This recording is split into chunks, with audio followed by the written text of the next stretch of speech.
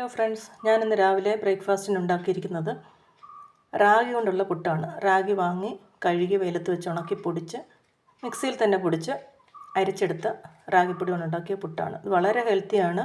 ബ്രേക്ക്ഫാസ്റ്റിനൊക്കെ അരിയാഹാരം ഒഴിവാക്കി മില്ലറ്റ്സിലേക്ക് മാറണമെന്നൊക്കെ ഒരുപാട് ഡോക്ടേഴ്സിൻ്റെ വീഡിയോസൊക്കെ യൂട്യൂബിലൊക്കെ കിടക്കുന്നത് കാണാറില്ലേ നമ്മൾ. അപ്പോൾ അതുകൊണ്ട് തന്നെ റാഗി വാങ്ങിച്ച് റാഗി പൊടി കടയിൽ കിട്ടും, എന്നാലും റാഗി വാങ്ങി നമ്മൾ തന്നെ കഴുകി ഉണക്കി മിക്സിയിൽ പൊടിച്ച് അരിച്ച് എടുത്ത റാഗിപ്പൊടി കൊണ്ടുണ്ടാക്കിയ പുട്ടാണ്. ഇത് വളരെ ഹെൽത്തിയാണ്. നിങ്ങളെല്ലാവരും മില്ലറ്റ്സിലേക്ക് മാറണമെന്നൊക്കെയാണല്ലോ ഡോക്ടേഴ്സ് പറയുന്നത്. അപ്പോൾ അതുകൊണ്ട് എല്ലാവരും അതിന് വേണ്ടിയിട്ട് ശ്രമിക്കുക. അതോടൊപ്പം ഒരു മുട്ട പുഴുങ്ങിയത്, പിന്നെ പഴം. ഇത് നമ്മളുടെ വീട്ടിൽ തന്നെ ഉണ്ടായ കുലപഴുത്തുണ്ടായ പഴമാണ്, ഞാലിപ്പൂവൻ പഴം.